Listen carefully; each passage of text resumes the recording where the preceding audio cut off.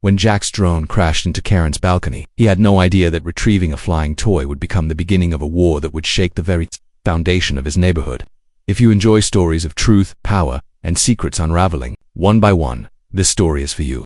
Like the video, subscribe to the channel, and witness how Hawa Karen, in her obsession for control, destroyed the peace of an entire community. That day began just like any other for Jack. After school, he headed straight to his room, plugged in his drone for charging, and gazed out of his bedroom window at the soft blue sky. The evening light filtered through the leaves, casting a golden glow over the streets, and Jack, a quiet teenager with a creative mind, was itching to take his drone up for one of his daily sky sessions. He loved capturing the world from above, playing in backyards, trees swaying in the wind, rooftops glowing under the sunset. Westridge Hills, his suburban neighborhood, was known for its order and perfection. Lawns were trimmed to exact measurements, trash bins brought out and in at exact times, and cars parked with military precision. At the top of this clockwork society stood the iron-fisted HOA president, Karen. Karen was the kind of woman who walked the neighborhood with a clipboard and mirrored sunglasses, patrolling for imperfections like a warden. A single unapproved potted plant or a slightly overgrown shrub could earn a homeowner a fine or a sternly worded violation notice. Everyone tiptoed around her. She was not just strict, she was feared. Jack had seen his mother argue with Karen more than once about petty fines and notices, but he always kept his head down and stayed in his own world. Lost in the skies, his drone helped him explore. That evening, Jack wanted to film something serene, a group of kids under the big maple tree at the corner, bathed in soft golden light, but a sudden gust of wind knocked his drone off balance. He struggled with the controls, tried to stabilize it, but within seconds, it veered wildly and vanished from sight. His heart sank. Moments later, he got a notification. The drone's GPS marked it had landed on private property.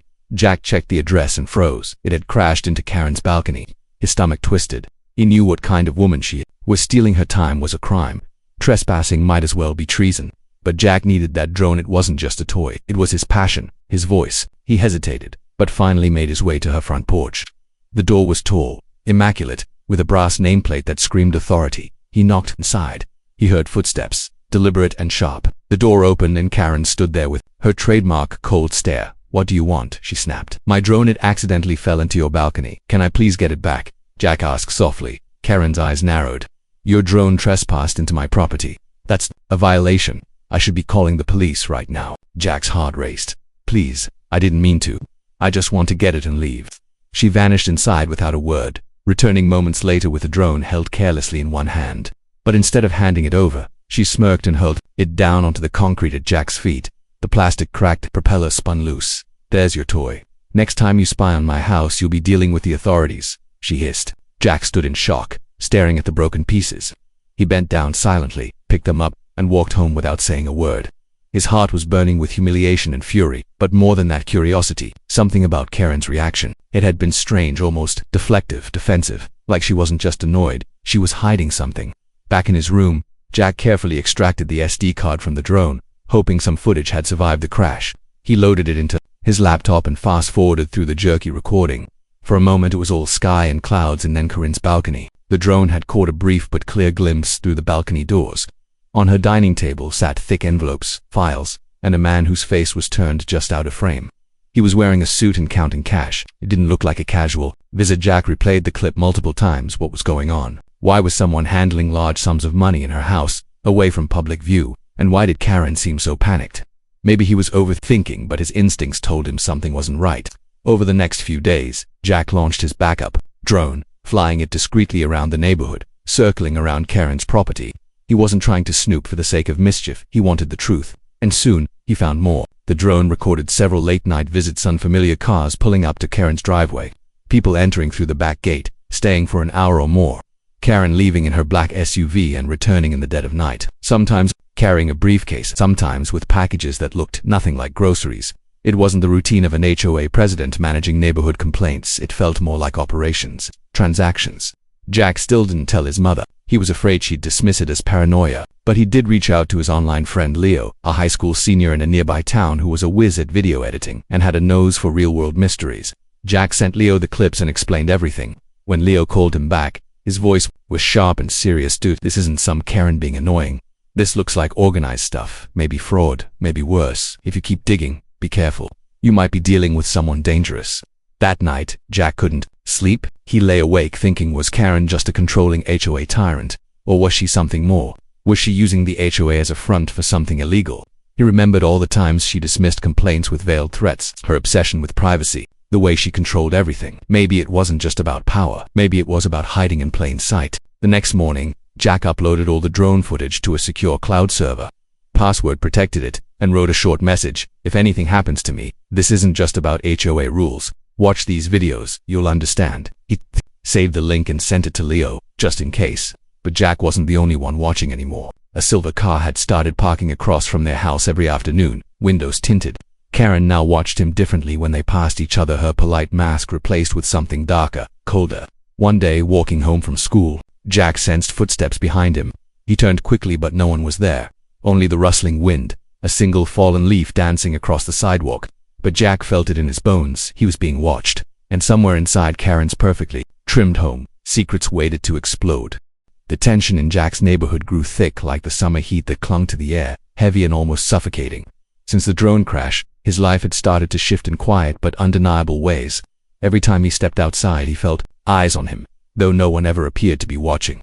Karen's presence seemed to loom even larger now, though she rarely confronted him directly. Instead, she had turned more subtle cold smiles when they crossed paths, longer stares, HOA newsletters that seemed tailored to criticize his home's minor imperfections. Jack felt her tightening the leash on everyone, but on him it felt like a noose. He'd begun keeping his drone grounded more often, relying instead on a small, discreet body camera clipped to his hoodie. His investigations had moved from the skies to the sidewalks, and what he started noticing left him both shocked and increasingly afraid. Karen wasn't just intimidating homeowners, she was controlling them. One night, Jack witnessed an elderly couple arguing quietly on their porch. The man, Mr. Whitaker, who had always been jovial and welcoming, now looked haunted, like a man cornered by invisible walls. Jack overheard fragments. "I can't lose the house. She has the paperwork. We don't have a choice." He didn't know what Karen had over them, but it was enough to make proud people bow. That was the moment Jack realized this wasn't just about fines or HOA rules, it was blackmail, or extortion, or both. She had found a way to turn the power of HOA into a personal empire, and no one dared challenge her. That evening, Jack compiled every video, every conversation snippet, every shadowy moment he'd captured over the last several days. He sent it to Leo again, this time with a voice memo. "Leo, I think Karen is running something bigger than HOA violations. She's blackmailing people. I don't know how, but she has something on a lot of homeowners here. I saw it in their eyes. I think she's dangerous." Leo responded with a short but urgent message. "You need to be careful. If she finds out what you've recorded, she won't just smash your drone this time." Jack knew that. He felt it. And that was why he started walking home through different routes, keeping his phone locked with double encryption, and keeping all his footage on 2 separate USB drives hidden in different parts of his room. But Karen's reach seemed endless. One morning, Jack's mother, Claire, received a surprise visit from 2 uniformed HOA officers. Yes, they now had uniforms. They carried clipboards, walked like authority figures, and informed her that her front hedges violated height code by 3 inches. They handed over a fine notice, and one of them added, "We've had some reports of suspicious activity from this household. Drones are not permitted without HOA approval." Claire looked stunned. "Suspicious activity? What are you talking about? My son flies a drone. He's a kid." But the officers simply nodded, handed over the fine, and walked away. Jack stood behind the curtain watching the entire scene unfold. They weren't just targeting him anymore, they were using his mother to pressure him. That night, Jack decided to test something. He sent an anonymous tip through a public forum under a fake name, describing what he'd seen Karen doing: meetings, blackmail, the envelopes of cash. He included screenshots and blurred images. Within hours, the post was taken down, and his account was flagged. The next day, someone knocked on their door. Claire answered, and there stood Karen herself, dressed not in her usual rigid blazer, but something softer, though her expression remained carved in stone. "Claire," she began with a practiced smile, "I hope everything's all right. We've had some false information circulating about our neighborhood. Just wanted to make sure you're not getting swept up in online hysteria. Sometimes teenagers get ideas from the internet." Her gaze flicked sideways toward the hallway where Jack stood, just out of sight. Claire raised her eyebrows. "I don't know what you're talking about." Karen smiled and faltered. "Of course, but just in case, I wanted to drop off a few revised copies of the HOA handbook. New policies, drones, online behavior, neighborhood privacy, things every family should be aware of." Jack's blood ran cold. She knew she didn't need to say it. That night, he moved both USB drives to a safer place, one behind a loose brick in the backyard wall, and the other sealed inside an old flashlight in the garage. He started backing up his footage to an encrypted online drive and created a dead man switcher program that would automatically email the footage to multiple people if he didn't check in every 48 hours. Karen may have been powerful, but Jack was smart. He wasn't going down without protection. A few days later, Leo messaged again. You need proof, solid, undeniable proof. Audio faces, direct blackmail. Jack agreed. He needed something that couldn't be dismissed as teenage paranoia, so he took a risk. He slipped a tiny wireless microphone into one of the potted plants near Karen's porch. The plant was close enough to her living room window that sound would carry. He left it there for 2 days and then retrieved it late at night, holding his breath the entire time. When he got back to his room and listened, most of the recording was silent or filled with ordinary background noise, but at the 1 hour and 38-minute mark, a voice spoke clearly, Karen's voice. He's a problem. I want his mother fined weekly until they break. And if that doesn't work, we'll do what we did with the Whitakers. Property line violations. Foreclosure threats. Everyone breaks eventually. Then a man's voice, unfamiliar but gruff. And the boy, a pause, then Karen again. If he pushes too far, accidents happen. Just make sure they look legal. Jack's hands trembled. He had what he needed. Not just evidence, proof of intent. Proof of organized targeting. Of calculated harassment. That night, he didn't sleep. He couldn't. His brain spun with thoughts. What if he turned this in? Who could he trust? The police, what if they were in on it? Karen had money, influence, even connections. What if this was bigger than just a neighborhood scam? But he couldn't keep this to himself anymore. He sent the audio to Leo and they decided time to go public. Leo would compile the footage and audio into a documentary-style video and post it on multiple platforms. Meanwhile, Jack would lay low. But the morning the video was set to publish, something happened. Jack woke up to a loud banging at the front door. His mother opened it and 3 police officers stepped in, followed by Karen, who stood just outside with crossed arms. We have a warrant, one officer said, for the illegal surveillance and unauthorized recording of a private citizen. Jack's world spun. They had turned the narrative. Karen had filed charges against him. His laptop was seized, his phone taken. His mother was crying. Jack tried to explain, but the officers barely listened. You're lucky you're a minor, one of them said, but this is serious. Wiretapping is a federal crime. Leo messaged frantically from a backup account. I'm uploading everything anyway. If they took your stuff, I'll take the risk. And he did. That night, the video went live. Within hours it exploded. Comments flooded in. News outlets began reaching out. Local activists called for investigations into Westridge Hills HOA. By morning, Karen's name was trending nationwide. But it wasn't over, not yet, because Karen, even with her public image collapsing, didn't back down. She still had connections, still had control over the neighborhood, and now she was furious. Jack had started a war, but he hadn't won it yet. And as he looked out his window that night, he saw something chilling. Karen, standing across the street, her arms folded, staring up at his house. She wasn't done, not even close, and Jack knew the storm had just begun. Karen's presence outside Jack's house that night wasn't a coincidence. She wasn't there for intimidation alone. She was gathering her next move, calculating how far she could push before she lost control of the board. Even with her face plastered all over trending news feeds and digital headlines screaming HOA president exposed in blackmail scandal, Karen remained composed, at least outwardly. Her perfectly maintained posture and calm demeanor were her armor. Inside her, however, something darker had awakened, something unhinged. The kind of quiet fury that comes when a person so used to dominance feels the rug slipping from under their polished shoes. Jack, now essentially under house arrest, wasn't allowed access to his own digital accounts. His laptop and phone remained in police custody. Karen had played her cards well, framing him for illegal surveillance. And though the evidence Leo had uploaded was circulating fast, the legal system hadn't yet caught up to her. Public opinion was turning against her, yes, but legally she was still shielded by her status, her connections, and her deep pockets. Jack was stuck watching from the sidelines while his own life unraveled. His mother, Claire, tried to remain calm, but she was breaking too. The constant fines, legal notices, HOA pressure, all while trying to defend her son from being labeled a criminal. She's trying to destroy us, she whispered one night, standing in the kitchen, her hands shaking as she opened yet another envelope with a red stamp reading final warning. Jack wanted to scream. He wanted to fight back, but everything he'd built had been taken: his drone, his equipment, his access to the files.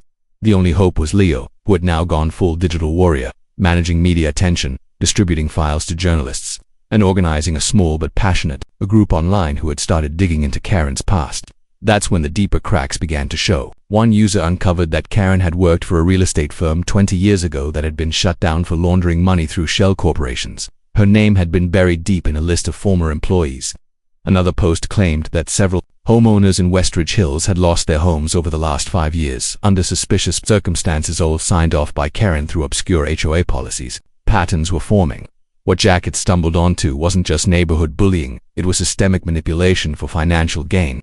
Karen had turned HOA violations into a machine that slowly bled families dry, forced foreclosures, and then acquired properties through third-party buyers connected to her. This wasn't control, it was implied a building, but even with all this, the authorities dragged their feet. The sheriff's department remained quiet. The city council deflected questions. Karen had allies in places Jack had never imagined. That's when Leo dropped the bomb. She's tied to a private security company, he said during a secret phone call using a burner phone Jack's mom bought him. They used to handle surveillance contracts for private neighborhoods. She still talks to them. She has access to tech, manpower, and worse, background data on almost everyone in your community. That's probably how she blackmails them. Jack listened in disbelief. This woman had built a shadow state under the guise of lawn care violations. If this were a movie, it would be dismissed as exaggerated, but this was real. This was happening. And Jack knew they had to go deeper. Leo managed to gain access to HOA's internal network through a leak sent by an anonymous employee, someone who had seen the video and decided to help. The files were dense, filled with spreadsheets, property reports, and meeting notes. Buried among them was something shocking: an HOA dossier labeled problem residents. Jack's name was there, his mother's, the Whitakers, several others. Notes included keywords like target for removal, monitor calls, and asset acquisition potential. It was a playbook for quiet destruction. But the most disturbing part wasn't the notes, it was the time-stamped entries showing surveillance logs. Karen had cameras set up that weren't on any public registry. She had been watching certain houses, including Jack's, for months, maybe years. It was illegal, terrifying, and undeniable. Jack stared at the screen, his blood running cold. She's not just invading our privacy, she's stalking us. That night, he made a choice. He could no longer just expose her. He had to dismantle her. The next day, using another burner phone, he reached out to one of the homeowners. Karen had ruined a man named Dennis Crane, who had lost his home 3 years ago under a bizarre HOA lien enforcement. Dennis was hesitant, but Jack sent him the files, the surveillance logs, the notes, the audio. A day later, Dennis called back. "Kid, I'll talk. I've been waiting years for someone to believe me." Dennis agreed to go public. He recorded a video testimony explaining how Karen's HOA fines, pushed monthly with interest and obscure bylaws, eventually led to the seizure of his home. The worst part, he had tried to fight it, but his lawyer had dropped the case after receiving pressure from unnamed city officials. Jack and Leo sent the video to a news station that had already shown interest in Karen's exposure. It aired within 24 hours. The reaction was immediate. Multiple homeowners across the state came forward with eerily similar stories. A class action lawsuit began forming. Karen's empire began to crack at its foundation. But the queen didn't fall quietly. 2 nights later, Jack's house was broken into. Not ransacked, as quietly entered. The front lock wasn't picked. It was bypassed with a key. Jack heard the creak of floorboards at 3 a.m. and barely managed to stay quiet as he dialed Leo and whispered, "Someone's in the house." They didn't steal anything obvious. Instead, when the intruder left, Jack found something left behind: a single envelope on his desk. Inside, a photo of him and his mother at the park from 3 weeks ago, clearly taken from a high angle. On the back, a note: "Stop now. Last warning." Claire called the police immediately, but no prints, no evidence. Whoever did it was a professional. Karen had called in favors. Jack knew this was more than fear tactics now. She was threatening. Leo insisted he and Jack go dark for a while. "Let the legal system catch up," he said. "We've done what we can. They're finally listening." Jack agreed, reluctantly. But before going dark, he left one last digital note online, an open message: "If I disappear, if my mother is hurt, if anything happens to us, Karen Mason is responsible, and I have left proof with people across 5 states. You cannot erase this anymore." The post went viral, shared by activists, journalists, and influencers. Karen couldn't hide now. Her name was stained. Her connections were crumbling. But the most shocking moment was yet to come. 2 days later, a black SUV parked outside Jack's house. A man in a plain suit stepped out, flashed a badge, and introduced himself as Agent Cole from the Federal Bureau of Investigation. "We've been monitoring Karen Mason for several years," he said, "but we didn't have enough to move. Your video changed that." Jack was stunned. "You knew?" The agent nodded. "We suspected, but she's smart, keeps layers between herself and the operations. But your footage, your audio, the financial trail Leo uncovered, it's enough. But we need your help." Jack couldn't believe what he was hearing. The FBI was stepping in, but the agent added one final, chilling warning before he left: "Be careful. People like her don't go down easy. You may have exposed her, but she's cornered now. And a cornered animal bites hardest." Jack watched the agent's SUV disappear down the street, his heart pounding, not with fear but with purpose.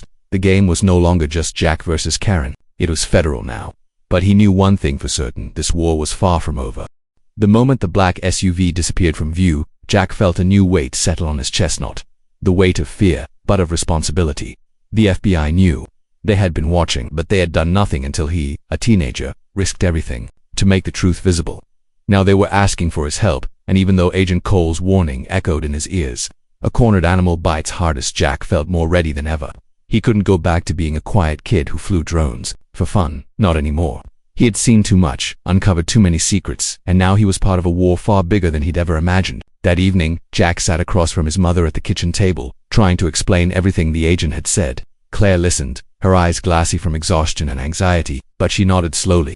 "If they're stepping in, maybe this nightmare is finally ending," she said. But Jack wasn't so sure.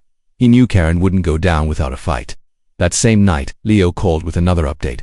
"You won't believe this," he said, his voice low, tense. "Karen's trying to launch a countersuit. She's claiming the video was deep-faked, that the audio was manufactured, that you and I are part of some conspiracy to smear her name because your family lost a violation appeal last year." Jack almost laughed at the absurdity of it, but the laughter died before it reached his mouth. Is anyone buying it? Some of the HOA board members are, or at least pretending to. But others, not so much. The internal divide is growing. She's losing control, but she's not out yet. The cracks were showing, and that's when Jack and Leo decided it was time to go for the final blow. Leo had been in touch with Dennis Crane again, and together they tracked down another ex-homeowner, Marcy Liu, a single mother who had once lived just 3 blocks from Jack. She had been evicted 2 years ago over what Karen claimed were unauthorized backyard structures, but Marcy said it was something else. She had filed a complaint against Karen after noticing strange vehicles parking near the HOA office late at night. But soon after, citations began arriving, weekly nonsense violations about trash bin placement, lawn overwatering, even false claims of noise complaints. When she couldn't pay the mounting fines, the HOA moved to foreclose. Her appeal was mysteriously rejected. She had given up and disappeared until now. Leo helped her record her testimony, and when they matched her documents to the files from the leaked HOA network, it aligned perfectly. The same patterns, the same strategy, the same language Karen had used against Jack and the Whitakers. Jack watched the video and knew this was it. This was the final puzzle piece they needed. Agent Cole agreed. "If we get 3 more people, like her, and tie the transactions to the shell companies you uncovered, we can charge her with racketeering," he said during their next secret meetup. "But we need you to stay safe. She's unpredictable." But safety was no longer an option. 2 days later, Jack woke up to find their mailbox smashed, spray painted across the driveway in red paint were the words LIAR. Claire called the police again, but the responding officer simply shook his head and said, "Nothing we can do without proof." Jack stared at him in disbelief. "What about the footage, the videos, the witnesses?" The officer just shrugged. "Unless you catch her in the act, it's vandalism with no suspect." They were still covering for her or afraid of her. Either way, they were useless. That night, Jack turned to Leo and said, "If they won't act, we make them act." They came up with a plan, risky, bold, and possibly stupid, but it was the only way to break the cycle. They would bait Karen not with fake footage or traps, but with the one thing she couldn't resist: control. Jack sent an anonymous email to the HOA board, posing as a concerned resident who had uncovered a hidden hard drive filled with financial documents, linking Karen to offshore accounts and illegal property acquisitions. "I want to meet somewhere safe," he wrote. "I'll bring proof." They knew Karen would intercept it, and she did. Within hours, Leo traced a login attempt to the anonymous email from an IP address, registered to a local law firm, one of Karen's known allies. She had taken the bait. The next day, Jack received a hand-delivered note at his door, slipped through the slot with no name. It simply said, "Midnight, the old water treatment building, come alone." Jack showed it to Agent Cole, who was furious. "She's desperate. That place has no cameras, no lights. You're not going." But Jack was done letting fear control him. "If I don't show up, she'll destroy whatever she thinks I have. If I go," she shows her hand. Reluctantly, the FBI agreed to shadow the meeting from a distance. Jack would wear a wire, and they'd be close hidden but ready. Midnight came. Jack, heart pounding in his chest like a drum, stepped through the cracked iron gate of the abandoned building, flashlight in hand. The air inside smelled of mold and rust, and every step echoed like a gunshot. Then he saw her, Karen, standing in the shadows, arms crossed, her figure barely lit by a sliver of moonlight through the broken ceiling. "You came," she said, her voice calm, almost pleased. "That surprises me." Jack said nothing. He pulled a small envelope from his jacket, empty, and held it up. "You want this?" Karen took a step forward. "What do you think you're doing, Jack? You really think people will believe a kid over a respected community leader? You're a nobody. You're a child. I built this neighborhood from nothing. I made it safe. I made it beautiful. And you want to tear it down because of a few rules you couldn't follow." Jack stayed still. "You lied. You ruined lives. You destroyed families." Karen's eyes flashed. "I protected this place. From people like you. From your drones, your cameras, your gossip. You think you know what power is. She stepped closer. Let me teach you what power feels like. And then, suddenly, she reached for something in her coat, a metallic glint. Jack's breath caught in his throat. He took a step back, but before anything else happened, floodlights snapped on. Voices rang out. FBI hands where we can see them. Karen froze, her hand still near her coat. Agents swarmed in from all sides, surrounding her, guns drawn. She didn't resist. She just stood there, staring at Jack with something between rage and admiration. You clever little bastard, she whispered, before they cuffed her and read. Her rights the next 48 hours were a whirlwind. Karen was taken into federal custody. Multiple warrants were executed across her properties. The HOA offices were sealed off, their files seized. News vans parked along Westridge Hills, like vultures circling a fresh carcass. Jack's name became known nationwide not just as a whistleblower, but as a hero. People reached out from across the country with stories, support, and gratitude. The class action lawsuit doubled in size. Claire cried when the charges against Jack were officially dropped and expunged, but not everything healed immediately. Jack couldn't sleep for days after. His mind replayed the meeting, the look in Karen's eyes, the weight of what they had faced. Power, when corrupted, was terrifying. But even more terrifying was how long she had gotten away with it. Agent Cole visited again, this time without a badge on display. Just a quiet conversation in the backyard. You did something brave, he said, something most adults wouldn't have dared. Jack looked at him. Is it over? The agent shook his head. Not yet. Trials take time. Some people she worked with are still out there, but the hardest part is done. And you did it. Jack nodded. I just want things to go back to normal. But deep down he knew normal didn't exist anymore. Not after this. Not after standing face to face with someone who had tried to rewrite reality through fear and control. He looked around his backyard, the same grass, the same fence, the same sky above. But now it felt different, brighter, clearer, safer, and, as the wind picked up, rustling through the trees and carrying the scent of early spring, Jack thought about the drone that had started it all. The crash, the confrontation, the first recording. How something so small had broken open something so massive. Karen may have been gone, but Jack had changed. He wasn't just the kid who flew drones anymore. He was the reason Westridge Hills had a future. Weeks passed, and though Karen's name no longer lingered in daily conversations like a curse word clinging to the air, her presence was not so easily erased. Westridge Hills had become a different place, quieter, unsure of itself, like a town. After a long storm trying to remember what normal sounded like, Jack noticed it in the way neighbors spoke to each other now, more cautiously at first, like people waking up from hypnosis. Lawn chairs reappeared on porches, flower beds long hidden behind sterile mulch started blooming again. People waved. More. They smiled, hesitantly, like they were relearning how to exist without fear of fines or surveillance. The HOA board was dissolved within days of Karen's arrest. Federal charges included fraud, racketeering, unauthorized surveillance, extortion, and witness intimidation. More than a dozen homeowners came forward with similar stories once the ice was broken, and Jack found himself at the center of a legal movement much bigger than his small street. He gave interviews to news channels, though always reluctantly, and only when Leo urged him that it was important to keep public pressure alive. He didn't want to be famous, he just wanted justice. And yet, everywhere he went, people recognized him. Some called him a hero, others just nodded with quiet gratitude. But behind every thank you was a trace of shared trauma, as if the entire neighborhood was recovering from the same long illness. Claire, for the first time in years, slept peacefully. The mail no longer brought HOA citations. She went back to baking on Sundays, humming in the kitchen again, while Jack sat in the living room with Leo on video chat, combing through case updates and prepping for the civil lawsuit that was now being assembled by nearly 30 families across 3 states. But not everyone moved on. Some residents still whispered about Karen at night, about how she had built something so vast and complex beneath their noses, about how someone like her could slip through so many cracks for so long, and most chillingly about how people like her never truly acted alone. Jack had thought he'd close the final chapter when Karen was taken away in cuffs, but deep down he began to feel that the story hadn't really ended. It had just changed shape. He discovered that one of Karen's most trusted assistants, a man named Philip Granger, had disappeared shortly after her arrest. Leo traced credit card activity suggesting he fled to another state. There were also rumors that encrypted drives went missing the same day the FBI raided the HOA office, drives that possibly contained documents Karen never meant to be found. Jack couldn't shake the feeling that something was still hiding out there unfinished. Then, one rainy evening, as thunder rolled far off in the distance and he sat alone, in his room, his burner phone buzzed. An unknown number. A short message.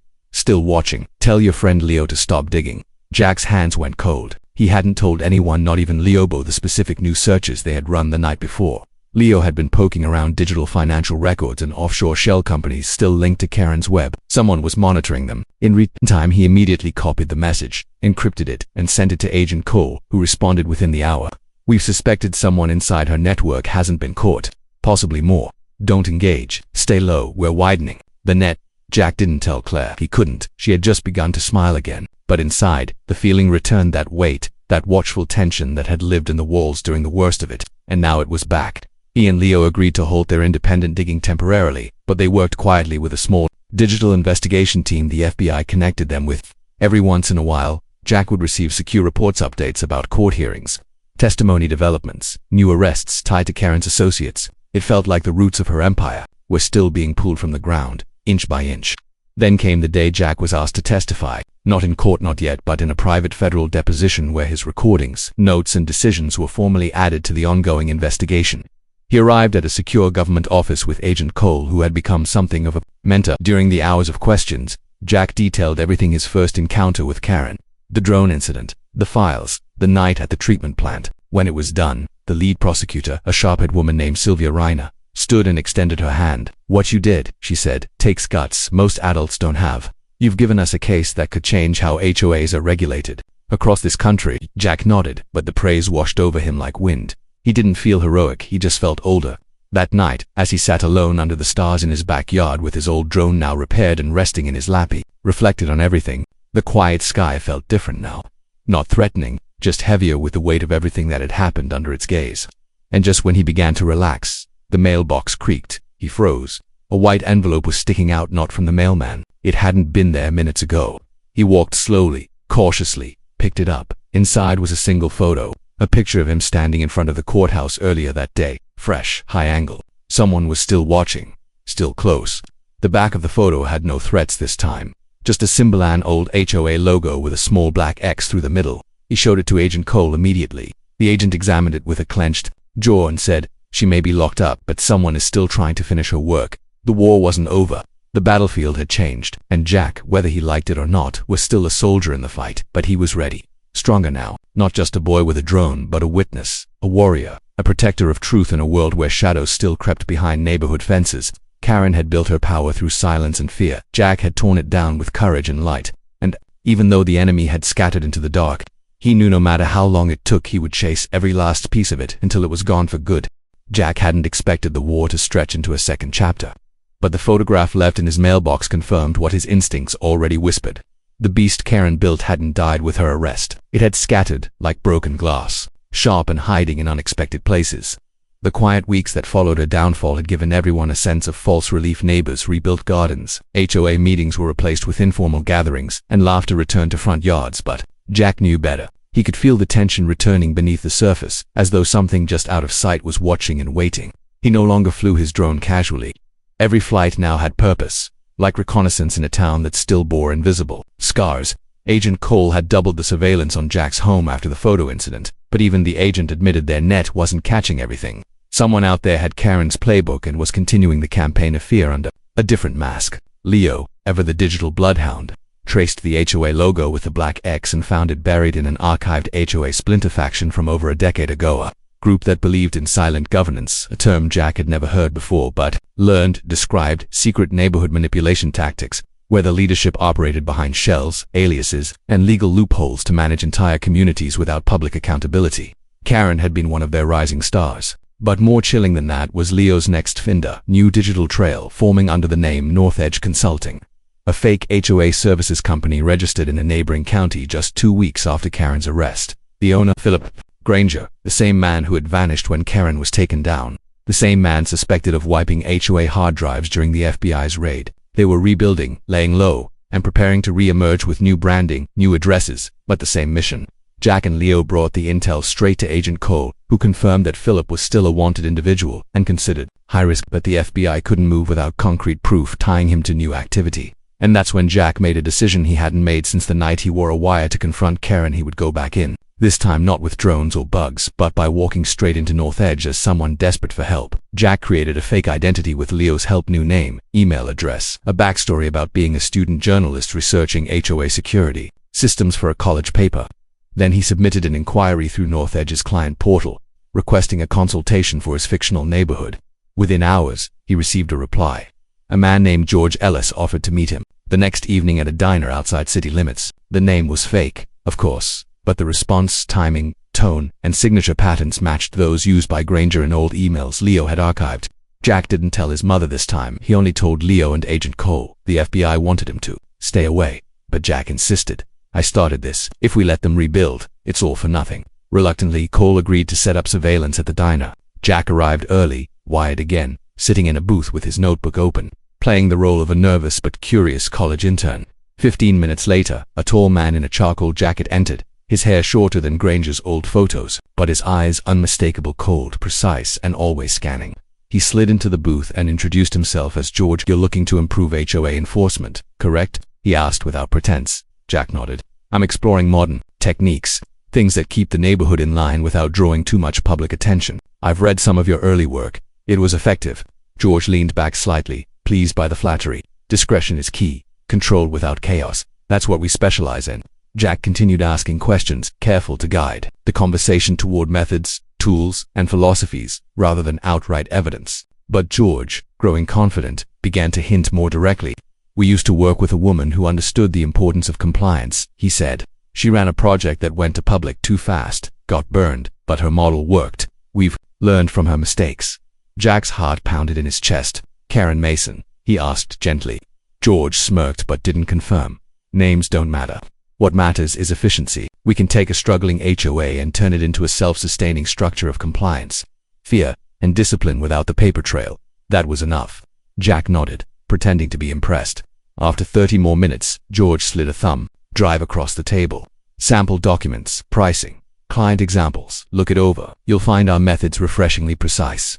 Jack took the drive, thanked him, and left. Outside, the FBI swooped in. The drive was immediately secured. The diner's security footage confirmed George's identity. Within 48 hours, Philip Granger was arrested during a raid on a North Edge warehouse that contained surveillance hardware, blank HOA violation templates, and documents tracing connections to over 20 neighborhoods. But what shocked everyone most was the discovery of a second envelope inside a locked cabinet, one addressed to Kim. It contained a handwritten letter from Karen, dated just 3 weeks before her arrest. It was a contingency plan, a backup operation to preserve the ideology she had built. Karen knew she might be caught. She had prepared for it. In the letter, she instructed Granger to start Northridge, to continue the enforcement model, and to eventually retake Westridge Hills. Jack read the letter in stunned silence. Karen hadn't just been running a scam, she believed in her system. She saw it as necessary, even righteous. Order is fragile, she had written. Without structure, people descend into chaos. We were never the villains, we were the architects. The trial that followed shattered any hope her remaining supporters had of defending her. Granger's arrest triggered a full-scale investigation into HOA abuse nationwide. Laws were proposed to regulate HOA authority, and several board members in other cities were indicted for similar schemes. Jack was asked to speak at a federal oversight hearing in Washington, D.C., where he told his story not as a hero, but as a cautionary tale. Karen wasn't a monster, he told the room of senators and legal experts. She was a mirror. She showed us what happens when you give the wrong person too much power and look away while they use it. His words echoed across the country. For the first time, national legislation around HOA ethics became a serious conversation. Claire watched from the front row, tears in her eyes. Back home, Westridge Hills began a slow, steady rebirth. A new neighborhood committee was formed, one without fines, without enforcers, without fear. Just neighbors, finally equals again. Leo continued his work from afar, now involved in civic tech projects, helping communities stay transparent. And Jack, though forever changed, began returning to a quiet life. He still flew his drone. But now, instead of watching for danger, he filmed sunrises, gardens, and block parties. His footage helped rebrand the neighborhood with a new story, not one of fear, but of resilience. Yet every now and then he'd glance at the mailbox, or pause when a car parked a little too long across the street. The paranoia never fully left him. Not after what he'd seen. Not after what Karen had almost accomplished. But even in that awareness, Jack found purpose. He had become something more than a whistleblower. He was a guardian now, not of secrets, but of light. A reminder that even in the smallest suburban corners, truth matters. That even under HOA banners and manicured laws, real people live real lives, and they deserve to do so in peace, not fear. And as the wind carried his drone higher into the evening sky, he watched it hover above rooftops and streets, capturing the town not as it had been, but as it could be, free, honest, human. Months passed since the North Edge raid and Philip Granger's arrest. And yet the weight of everything Jack had lived through clung to him like a thin layer of dust that refused to be wiped away. Westridge Hills had blossomed into a true community for the first time in years, with residents taking real ownership of their lives in their homes without fear of surveillance, arbitrary fines, or HOA overreach. Claire, once fragile and cautious, now hosted weekend potlucks in their yard, her laughter mixing with the soft rustle of trees and the quiet hum of children riding their bikes down the street. And yet, even as the lights returned to their lives, Jack couldn't stop checking the shadows. He still noticed when unfamiliar cars passed too slowly, when unfamiliar faces walked too close, when silence felt just a bit too calculated. Leo, always the optimist wrapped in a realist's armor, reminded him constantly, "You shook the tree, Jack. There are still branches falling. You don't have to catch them all." But Jack couldn't let it go. He continued feeding information to Agent Cole, quietly assisting with the broader investigation that had now expanded beyond Westridge Hills and Karen Mason. What began as a story about a controlling HOA president had exploded into a national exposure of suburban racketeering, disguised as neighborhood governance. Karen had built a network of atolls of power disguised as management companies, legal firms, and real estate shells, and while her top associates were either arrested or facing trials, the system she created was still echoing through communities across the country. Some people were still trying to rebuild what she started. Jack discovered that one of the newly formed HOA consulting agencies popping up in Colorado used near-identical language to Norwich, right down to phrasing lifted from Karen's old HOA handbooks. The agency's founder, a woman named Celeste Moreau, formerly a senior administrative assistant to Karen, who had vanished quietly just before the initial investigations began. She had rebranded herself, dyed her hair, changed her name legally, and started over. But the blueprint she carried was the same. Jack immediately notified Cole, who launched a quiet inquiry, and within a few weeks it was confirmed. Morrow was funneling funds from minor HOA violations into a private contractor account, using fake maintenance reports to justify massive fees. Jack couldn't believe it. The machine was rebuilding itself in pieces, like a virus adapting to survive. And it wasn't just in Colorado. Leo, working now with a formal non-profit watchdog group called CivicWall, traced similar patterns in suburban HOAs from Texas to Florida. Jack's name had become well known in activist and legal circles because he sought fame, but because he had become the first domino. Yet with recognition came new danger. Late one evening, while walking home from a friend's house just outside the neighborhood, Jack was nearly hit by a black SUV that sped past him, swerving close enough to force him off the sidewalk and down into a ditch. The vehicle never stopped. No license plates, no lights. When he called it in, the responding officer took a report but offered nothing more than a shrug. Could have been reckless driving, the officer said, without writing anything down. Jack didn't believe it for a second. He called Cole. The next day, 2 plainclothes agents were assigned to quietly monitor him again. Claire begged him to step back from the spotlight. She told him she was proud, but scared. "You did your part, honey," she said, tears in her eyes. "You don't have to keep chasing ghosts." Jack wanted to listen. He wanted to walk away. But the problem with chasing ghosts is that they start chasing you back. One evening, Leo decrypted a hidden folder from the old North Edge server archive that had recently been handed over by prosecutors. Inside it was something neither of them expected, a document labeled Continuity Protocol 7.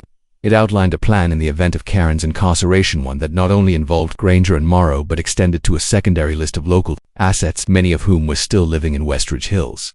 The protocol detailed how to maintain perceived HOA silence, while slowly reinstating influence under a new name, with new leadership, and even a secondary funding model involving illicit short-term rentals funneled throughout the state shell companies.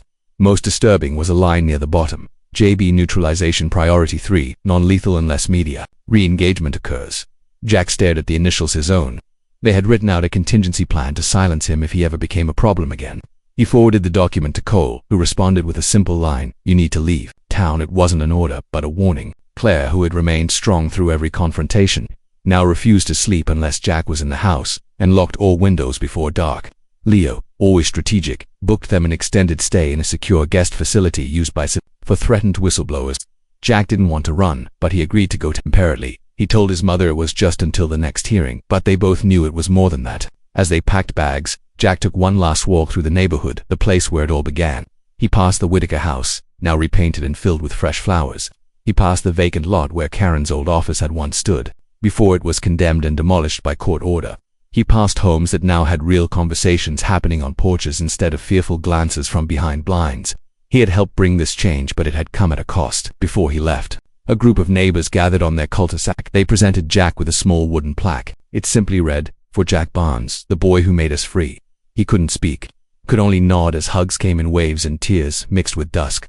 They drove through the night, Leo, Jack, and Claire, each silently watching road signs pass, in the headlights, each wondering if peace was something they'd ever truly have again. At the Civic Wall safe house, agents briefed them on temporary relocation protocol. They were given new temporary identities, secure internet access, and regular wellness checks.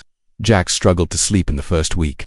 Not because of fear, but because he missed his normal life, the quiet, the routines, even the annoying birds that nested outside his bedroom window. But slowly rest came.